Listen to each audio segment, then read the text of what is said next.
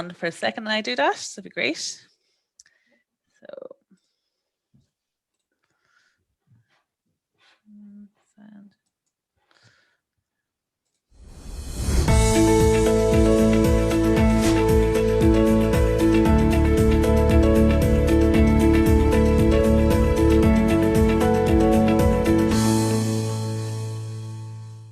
All the high tech. So just to introduce as well, Trisha will be kind of facilitating this webinar today. So Trisha will tell her experience, but has been working as a trainer for the last how many years, and will have all the skill set to kind of bring us through this process today. So I'll push it over to you, Trisha. Great, thanks very much, Carolyn. Good morning, everybody. I hope you're doing well. It's a beautiful day where I am, so it's a nice start to a Wednesday. So yeah, I'm Trisha Wilkinson is my surname. I'm a freelance trainer, and I'm part of the trainers pool for Lurgas since 2005. So it's about a few years now. And like everybody, I suppose we've been plunged into the system of moving online last year, very quickly and rapidly, very used to working face to face, and then, oh, we need to organize trainings and workshops and meetings with people, and have experienced the thing of the questions about how do you engage people online, and how can I get them to come back, and how can I make them feel comfortable in that. So this morning we have an hour. It's quite succinct space to kind of go through this, but we will do our best. This morning it'll be requesting your engagement and your participation as well, and contributions for making this a very successful hour and you know, a productive hour for you. So I hope that you enjoy it and that you get something from it. I'm going to start sharing my screen because I do have a presentation just to work with as well. So bear with me, and if everybody can see that, that's great. Okay, so I had asked just in terms of if you could write your real name in the Zoom, so so that everybody knows who everybody is, and for you then just to decide in terms of the view, do you want to have like a gallery view or speaker view on your screen? So in Zoom, it allows you then, usually in the top right hand corner, you have little grids. So you can click on the one that has got all the boxes of grids. That gives you the gallery view so you can see everybody. Or if you just want to look at the speaker, you can look at the one that has got the one screen, the one square. That'll help you as well. So whatever is more comfortable for you. Also, if you could just mute your microphone when you're not talking. As I said, it will be an interactive and session, so there will be times in terms of where you get an opportunity to have a chat and talk or to ask questions Trisha, as well. Just let you know your slide is not showing. Oh, okay. Okay. It was just your notes parts. Okay. So sorry about that. Thanks for letting me know. No problem. Okay. So yeah, and then just I suppose being present here and now, we have this 1 hour just to focus on this topic. The chat function, I hope everybody is familiar with the chat function. So at the bottom of your screen, you have options there. There's a little chat screen there. So if you wanted to, if you have any questions or any comments that you want to make during the presentation, to use that chat function as well.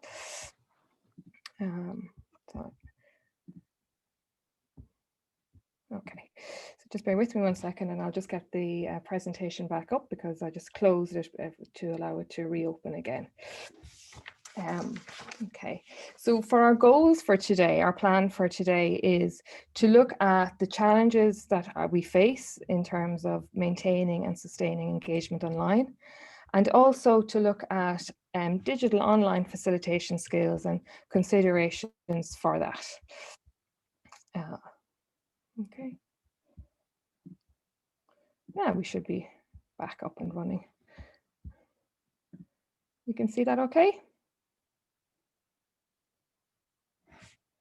Yeah, that's great.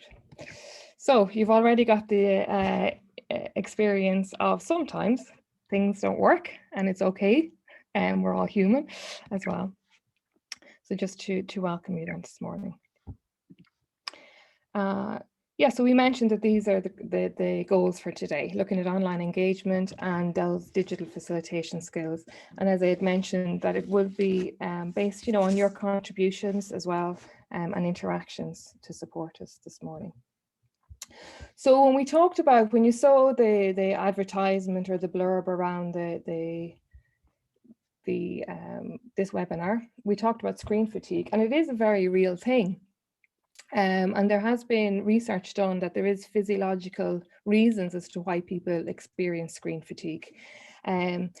Connection to technology is very overloading. It overloads both your mind and also your body. And the reasons for this is that it requires an increased brain function when you're working online.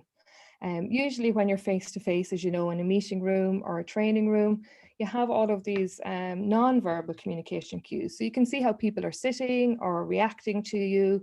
Body language is huge, and you don't have that, as you know, when you're looking at a square box screen. So there's those reduced non-verbal communication cues can be difficult to manage. Also, when you've got a lot of people on the screen at once, your eyes require a lot more work. So the central brain, the brain's central vision is much more taxed. It requires a lot more energy from your eyes to send those messages to the brain as well. So that can be very tiring. And also having a one voice stream. So listening to one person like me for a long time, eventually will become very taxing in terms of the messages from your ears to your brain will begin to tire on that. And also, I suppose, the reduced movements. You know yourself, you're sitting in front of a screen. If you're in a training space or a workshop space in a meeting room, you may have a lot more movement. You're getting up from your chairs, going for a cup of coffee, or maybe doing some interactive work. So that reduced movement and sitting for longer periods has a physical effect on your body in terms of less blood moving around, less oxygen kind of coming into the body. So that tiredness and fatigue is very, very, very physical reality as well. So it is real. It is happening to all of us, but at different levels and different degrees. So I suppose this morning it's looking at ways that we can combat that or be aware of it, and also in terms of supporting people to be aware that this is happening, and how can you yourself in terms of manage it for yourself. So with that, what I'm going to invite you to do is to have a stretch in the morning. So really, it's literally, you can either stand up if you want or to stay sitting, whichever you're more comfortable with, and just stretching up your arms and stretching your back and going left and going right, stretching out your arms and going, oh gosh, it's great to be starting with this webinar this morning at our work. And just even that physical movement, you might feel a little bit warmer or a little bit more relaxed or whatever. That can help in terms of people feeling a little bit more right, I'm a bit more focused, and I'm ready to go on this online meeting that we have, doing something simple like that. Of course, there's always the embarrassment factor and people feeling a little bit uncomfortable. So it's not that you're asking people that they must do it, it's an invitation in terms of if you wish to do it, yes, if not, that's fine also. If you want to turn off your camera to do it, that's okay as well. So what I'm going to invite you to do now is to think about, what do you think the role of an online facilitator is? And we're going to use a platform called Menti.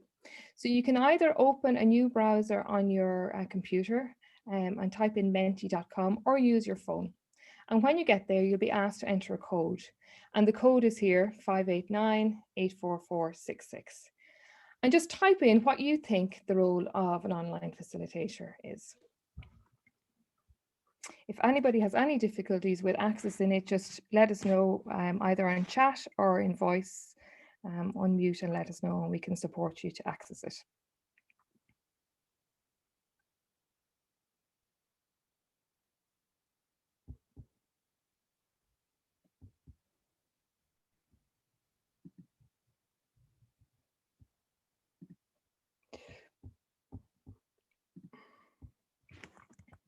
So I'm just stopping the sharing at the moment.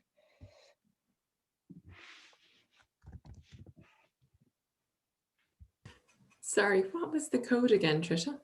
Oh, sorry about that. I will share the screen here with you. It's 5. Okay, thanks. Here we go.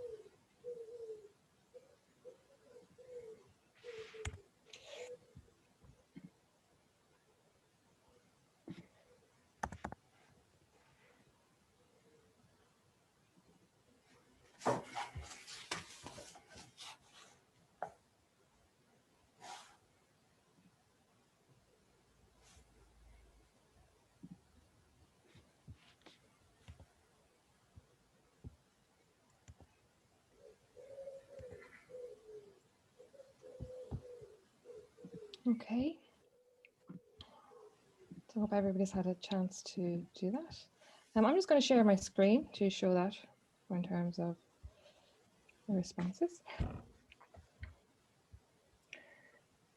Yeah, so here we have to coordinate and to engage participants in the topic, absolutely, and help you to feel comfortable. I hope we've already started to do that this morning. To encourage dialogue and to moderate everyone's safety and keeping that meeting on track, helping people feel engaged, and to support that learning process, allowing people to speak. Absolutely, people are very open to speak on this webinar, and engaging participants and to help participants feel engaged. To clearly get that certain message across, maintaining focus, making the session interesting, and to ensure that they run smoothly and stay on track, and that everyone has the opportunity to contribute and to feel heard. Yeah. And to engage learners in whatever the course is about, admit them, check them in, present the information, take notes, facilitate, check understanding, a bit like a real life classroom. Yes, absolutely. And that can be very, very, very busy as well. So thank you for sharing that with us. So if we come back to the presentation, I just wanted to talk to you, I suppose, about facilitation online and facilitation in general.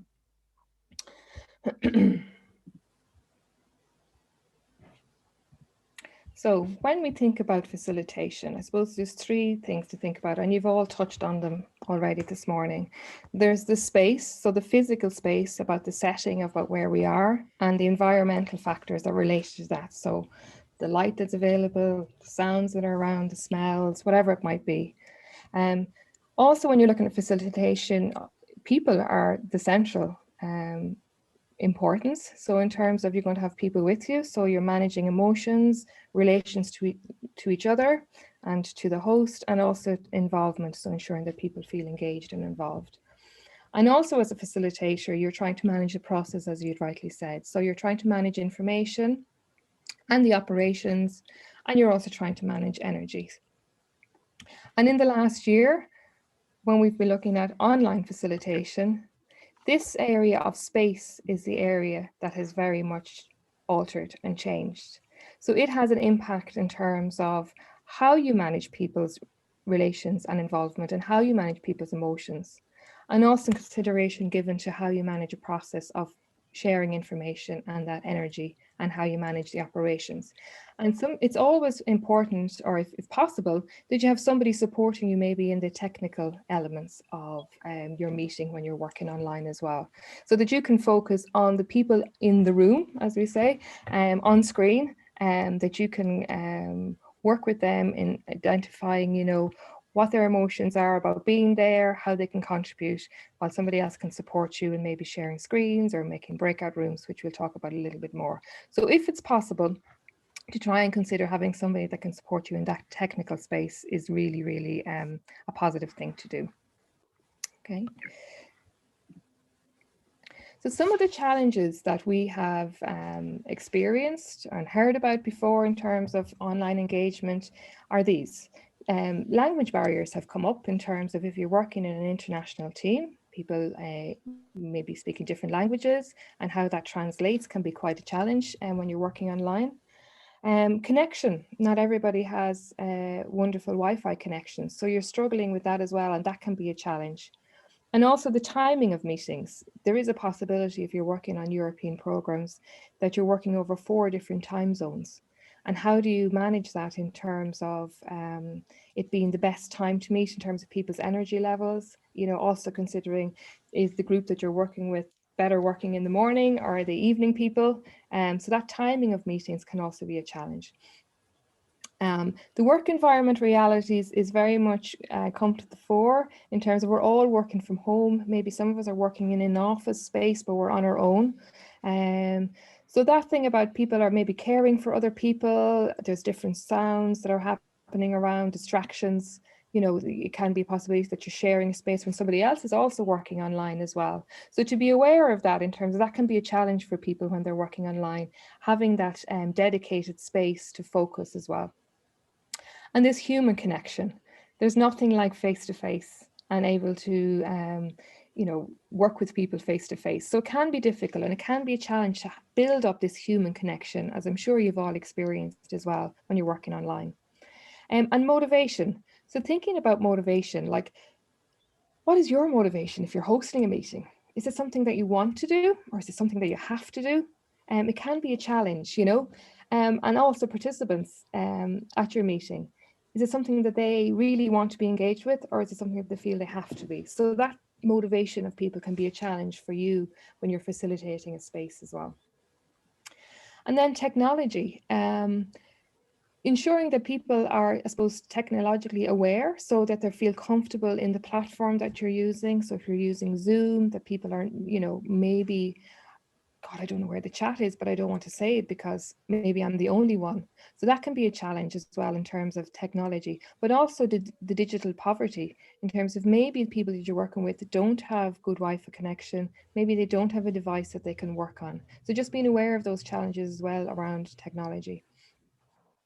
Another challenge that we've heard people face in terms of engagement. So maybe you're posing out a question and nobody's answering. Or people are like, yeah, I'll be there, and they don't show up. It can be some of the challenges. And also in terms of a slower pace. So when you're working online, things take a little bit longer to get done. And that can be a challenge as well when you're so used to maybe meeting around a boardroom table or meeting in a workshop space that you're saying, okay, we're getting ABC done and we'll have plans to do that. It works much slower when you're working online. And just being aware of those challenges can support you in terms of, okay, I now know what these challenges are. How am I going to kind of support to find solutions for this? So what I'm inviting us to do now is to go into breakout rooms to really talk about what are the biggest challenges that you have faced online. You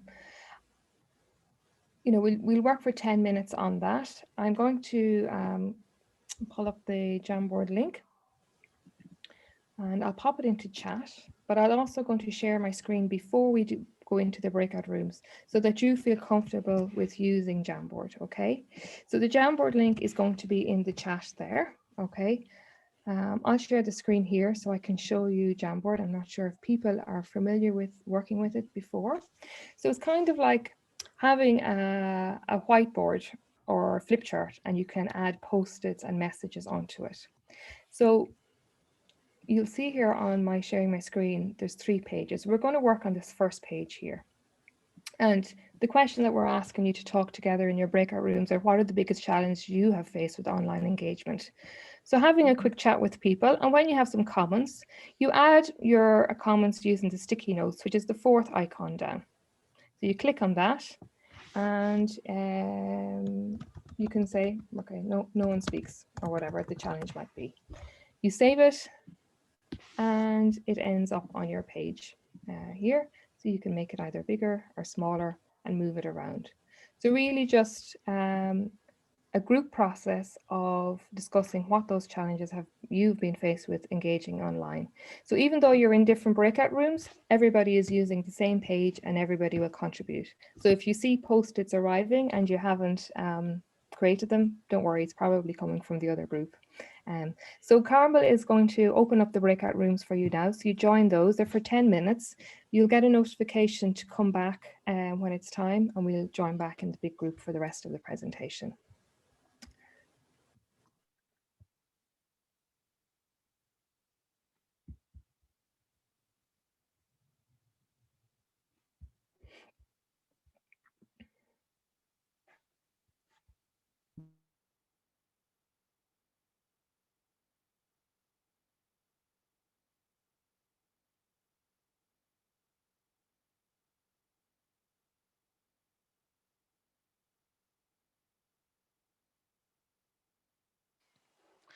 I think Gerald, I'm not sure, Gerald, if you're there, if you want to join the group or to stay in the main room with me and Trisha.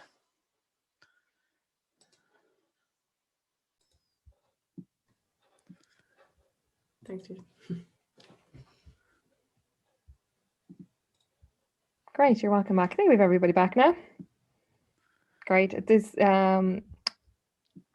seems to be wonderful conversations happening. I'm just sharing the screen there of the Jamboard so that everybody can see the responses. And yeah, a lot of it we've, I suppose I presented to you as well in terms of that challenge of reading the room and gosh, not getting any feedback. And it can be quite off-putting, but it's also something I suppose to be also feel comfortable in yourself in as well, and making those steps in preparation to try and avoid that. So also the things about no-shows, you have absolutely no control about no-shows in terms of it. You know, whoever shows up are the right people, and it shows that they're motivated and they feel they want to engage as well. And you don't have control of no-shows. It can be something about sending on a follow-up email going, I'm sorry that you missed the meeting, and this is what we covered, and hope that you can meet the next one. But you have absolutely no control if people don't show up. So yeah, it's about putting the things in place beforehand to hope that will motivate them to engage. Yeah, and that, as we said, the technical know-how and the challenge of reading the room and not knowing what people are what's happening with people in their own lives and their own space as well. I'm going to stop sharing that. So thank you for that contribution. It's good to also know that other people are also facing similar challenges as well. So even feeling that God, it's not just me, is also a help. So we're going to continue with the presentation now. Carmel is going to share that for me now. And we're going to talk about giving you some tips in terms of how you might make, your meetings good. Thanks, Carmel. That's great. So here are some tips for you. So the first one, I guess, in terms of looking at connection. So you really need to make time for participants to feel safe in the group, because if people feel safe, they're much more likely to contribute and engage in the process. So very much about doing a check-in with people at the very start of the meeting. So you align it with the goals of your meeting or your encounter or your workshop. And it's important that people feel listened to, so that you have enough space for people to, when they talk about what's happening, maybe, I'm really sorry, my child is in the background or the dog is barking, that they actually feel listened to, and that actually puts them at ease and makes them feel safe that they can actually express this to you. And then you also have an awareness of what's happening and what's happening in the environment around you. I would also say about don't pick on people to contribute. So I think it's very uncomfortable in terms of naming somebody and asking them to make a comment, because they may not feel comfortable in terms of speaking online in a large group at that very moment. So if you can make people feel comfortable in the space initially, maybe the next meeting they'll feel comfortable to contribute a little bit more, because it takes that time. It does take time to build trust online. And having an awareness on that. So there's also a thing about having a balance between, that personal connection with people, but also you want to start moving things in line. Usually you have, for your workshop, your meeting, you have a goal in mind. There's an end point that you wish to get to. So it's having that balance between having a personal connection, but also saying, look, we have a role here and a job to get done, so let's move ahead as well. Engaging all the senses is also another tip. As we said, this static thing of sitting in front of a screen is very, very tiring for people.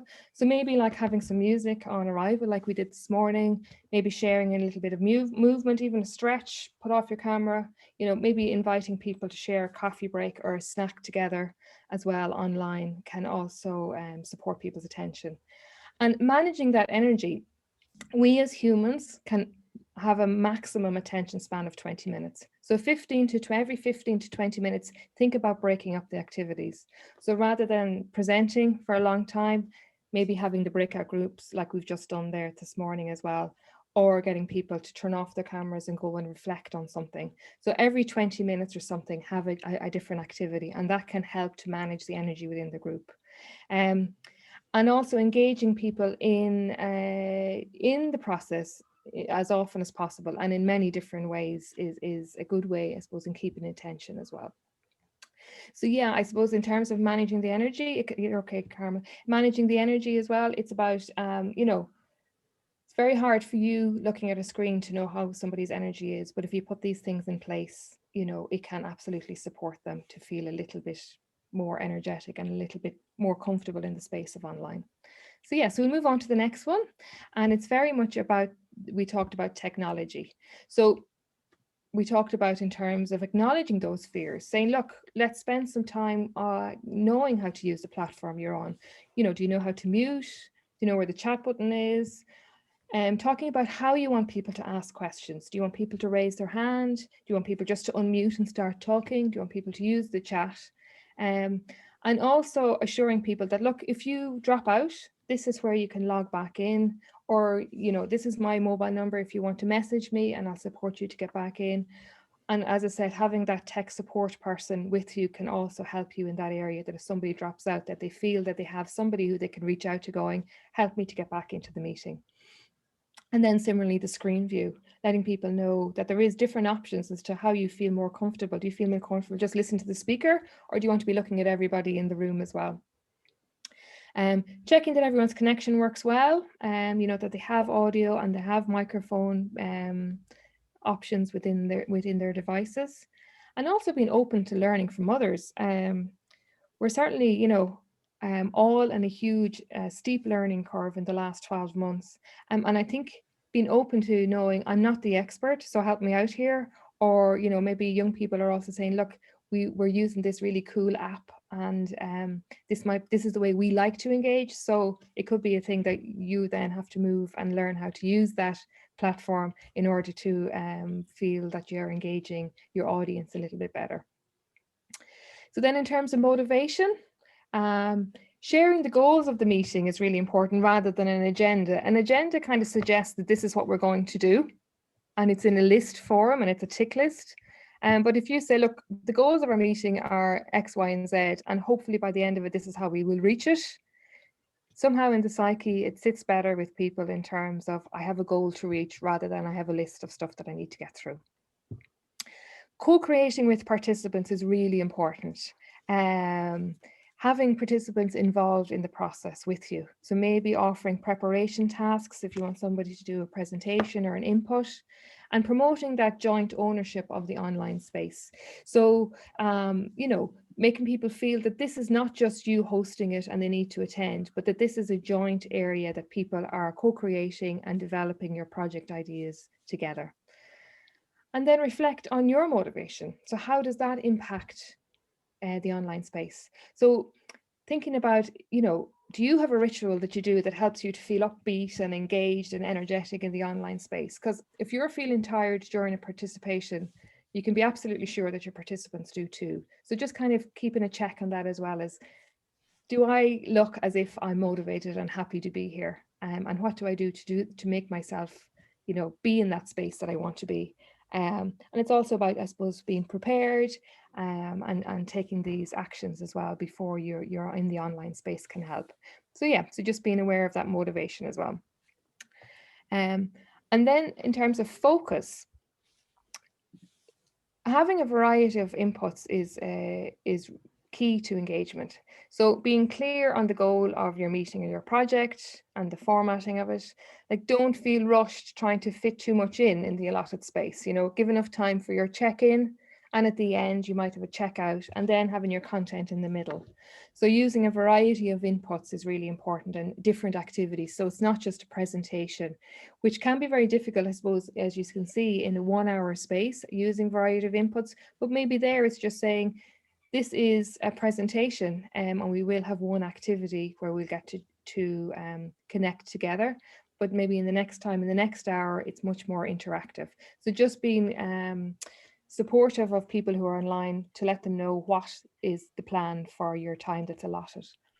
Also the use of colors and the pace that you have and the tone that you employ in terms of when you're making presentations can have an impact. So like having nice soft colors or an interactive pace as well can really help. And as we said, the timings, being sure that to plan that your timings are there. Like breaks are really, really good. They're a nice informal space for people to chat online and they can help to refocus. So even breaking out into breakout rooms, as you know, can help you to feel part of the process and help you to refocus. But also just saying, do we need a 10-minute break? People go and do what they need to do and we'll come back and refocus as well, can also help. So, you know, have given yourself the permission to be able to do that as well is really important. And then having a strong ending. So rather than going, that's great, thanks very much, that was a lovely meeting, actually do a checkout and find out in terms of what you want, know what you want in terms of your participants, what you want them to leave with. You know, ask them like, if is it feedback that you want? Is it that you want to know how they're feeling about something? Do you want them to have a focus or an action point or a goal for the next meeting that you have? Or is it that you want them to give a final message to people? You know, even things like asking, what's your main takeaway from this meeting or this workshop? So really having a very strong ending going, okay, we have finished now, and people are happy then in terms of maybe returning with that action point that they had in the previous meeting. So these are some tips in terms of making those meetings good and engaging and helping people to maintain focus as well. So again, what I'm going to ask you to do now is to go into a breakout room again for 5 to 10 minutes, a maximum of 10 minutes. It's going to be the same Jamboard link.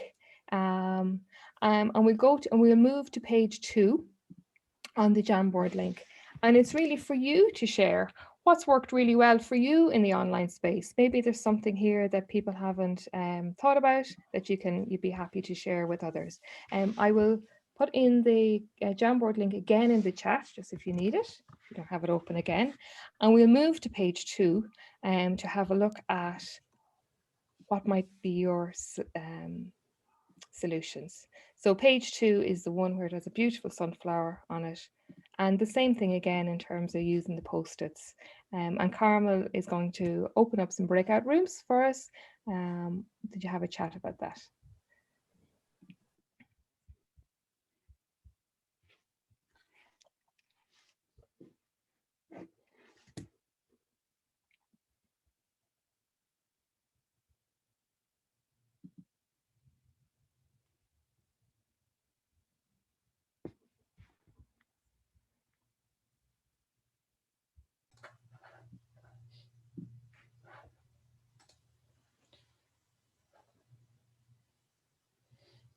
People are coming back in. Close in 5, 4, 3, 2, 1. Oh, it's back. Welcome back, everybody. Great. So there's been amazing interaction and engagement in the small breakout room. So thank you very much. And like you have it there in terms of all of the stuff that works really, really well. Just engaging people in terms of using breakout rooms and being prepared and allowing that interaction with participants is really, really important. And yes, staying on schedule. I suppose now in the online space, when we say a meeting finishes at 12 o'clock, people leave at 12 o'clock. So for you, in order to have your goals reached, having that schedule is really, really important. And yeah, using those different activities as well. Menti is great, which is leads me on to, I suppose, my next slide. So thank you for sharing that. And you will get a copy of this Jamboard for after the webinar, so you'll be able to connect with this again in the future. So Carmen is just going to share the next slide on our presentation. And it's really, I suppose, saying to you that, you know, there is an abundance of platforms available for you to use to engage people online. I've just added some of theirs. I'm not going to go through it in terms of what they all do. You can certainly do some research on this. But I suppose it's there for you in terms of enhancing your online facilitation. It's knowing for you how to manage the process and taking all of the previous information we just spoke about this morning into consideration. That's important. And also, I suppose, the appropriateness of the platform that you use. So really knowing your audience. Like a group of young people are not going to be very much engaged using Microsoft Teams, whereas they may find Kahoot, which you can do kind of games and stuff with them, much more engaging. So having an appropriateness of the platform that you choose and to know your audience is really, really important. So how do you manage that in terms of having people to come back to your meetings or to your project groups or wherever? How can you do that? So maintaining that engagement is very much about giving that sense of ownership to the group. So things like using maybe shared documents, maybe you have a Google Drive and everybody's working off the one document. Investing, as I said, time in building that group connection, and maybe setting guidelines at the very start of your process, for example, as to how you want to work online and what is expected in terms of engagement.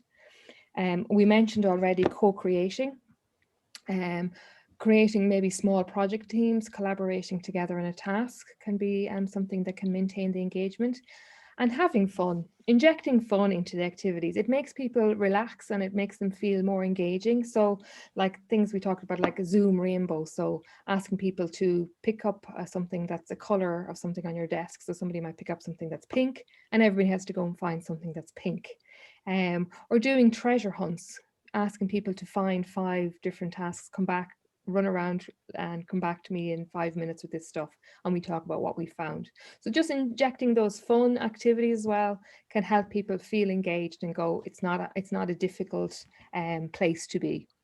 As I said, predefined tasks, so giving tasks for people to feedback on or to share in the small groups. And I suppose actively contributing, it doesn't always have to be spoken. So using things like the annotate function on Zoom.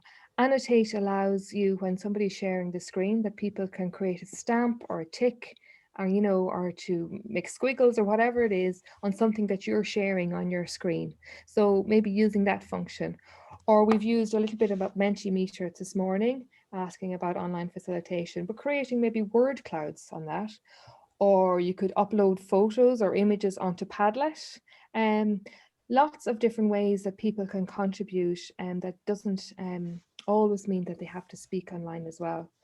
And I suppose having that realization that some people prefer to talk in small groups rather than in plenary and in full screen, and that's okay, you know, and to being comfortable with that and allowing that space to happen. And also to be aware of that some people love online engagement. They love that they don't have to be traveling and they don't have to meet face to face, while others really, really struggle with that and really feed off the energy in a group and in a room as well. So I suppose it's managing that space and managing the expectations from participants would be really important in terms of maintaining your engagement. Because once people feel safe and they're enjoying themselves and they're working towards or they're contributing to a common goal, and they feel that they are making progress, they will return. So it's just some tips around how you might maintain that engagement as well. So on the next slide, I'm going to ask you, so we're coming very close to the end, what is your main takeaway from this seminar? And I'm going to invite you, you can either voice it, so you can unmute and voice and let us know, or if you feel more comfortable, adding it in the chat function of our Zoom as well. So what is your main takeaway from this webinar?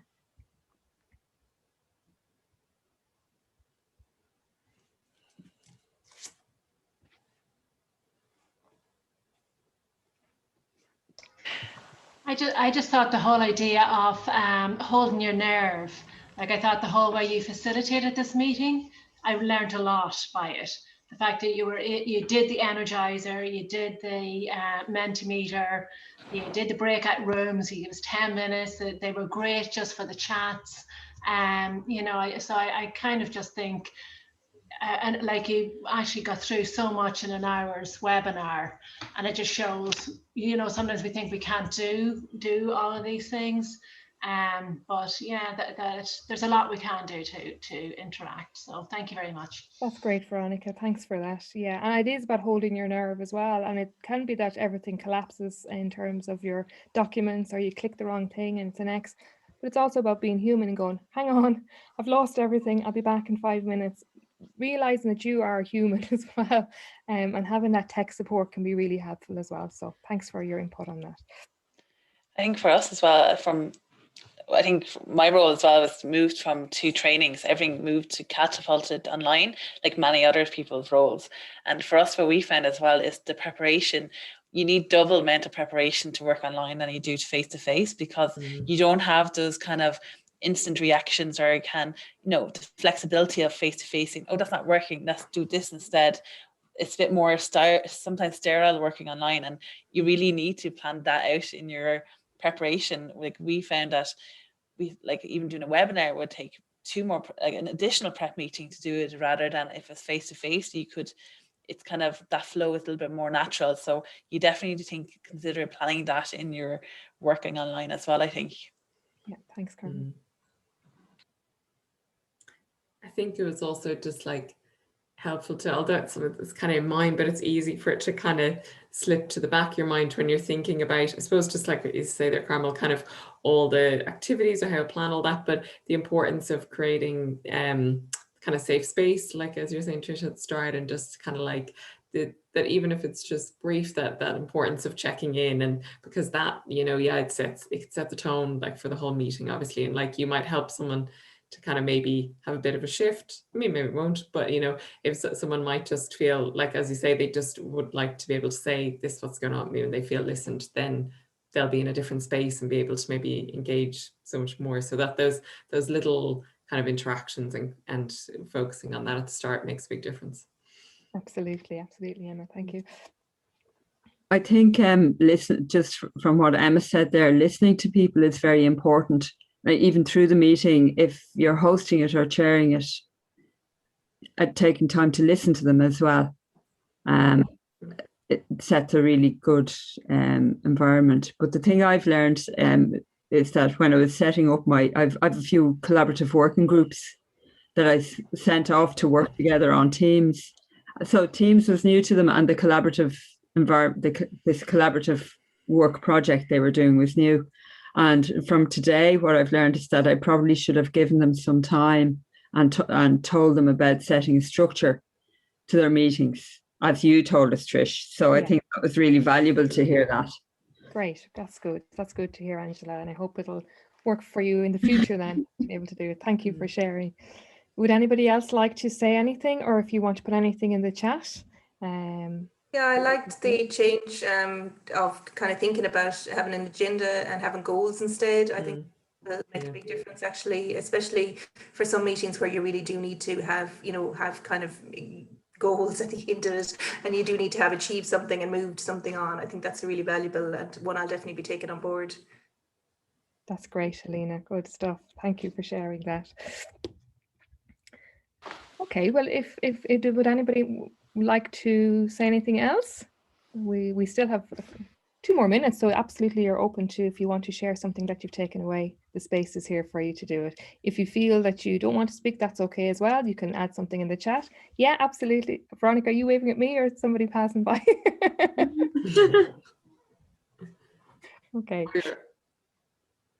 Great. You're on mute there, Veronica. Sorry, no, I actually just said I have to leave. Sorry. Thank you very much. Absolutely, no problem at all. So look, we're going to wrap it up now for this morning. I hope you found it useful. It sounds like you've got some tips.